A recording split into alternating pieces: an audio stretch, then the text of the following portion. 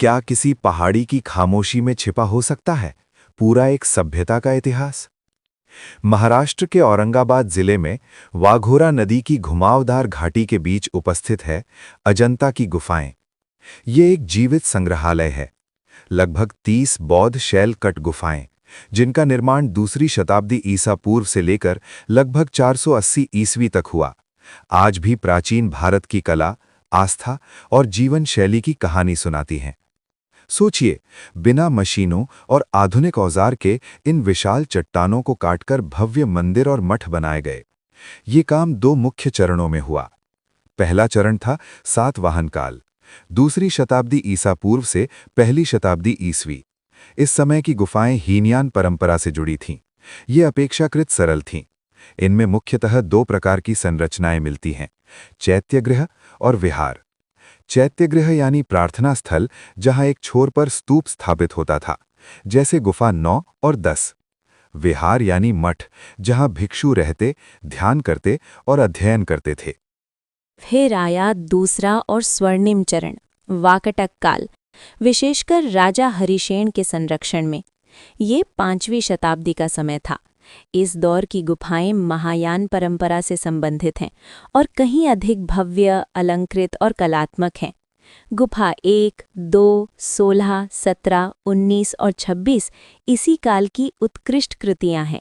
यहाँ मूर्तिकला और चित्रकला अपने चरम पर दिखाई देती है। लेकिन अजंता की असली पहचान है उसकी चित्रकला। वे भित्ति चित्र यानी म्यूरल्स, जो टेम्पेरा तकनीक से बनाए, आज भी जीवित प्रतीत होते हैं। इसके लिए चट्टान की दीवार पर मिट्टी, गोबर और चावल की भूसी की परत चढ़ाई जाती, फिर उस पर चूने का प्लास्टर लगाया जाता।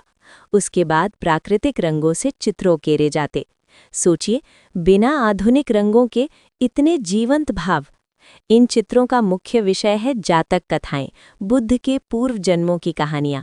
साथ ही गौतम बुद्ध के जीवन की घटनाएं भी दर्शाई गई हैं। लेकिन धार्मिक कथाओं के साथ इन चित्रों में उस समय का समाज भी झलकता है। राजाओं की शान, स्त्रियों के आभूषण, वस्त्र, महल, संगीत, भावनाएं, मानो पूरा युग दीवारों पर सांस ले रहा हो। गुफा 1 में पद्मपाली बोधिसत्व की प्रसिद्ध छवि, हाथ में कमल लिए, शांत और करुणामय चेहरा, दुनिया भर के कला प्रेमियों को आकर्षित करती है। गुफा 2 की छतों पर बने सूक्ष्म अलंकरण और स्त्रियों के चित्र अद्भुत हैं। गुफा 17 में माँ और बच्चा का चित्र अत्यंत भावुक है। गुफा 16 की मरणासन्न राजकुमारी की पेंटिंग तो मानो पीढ़ा को जीवंत कर देती है।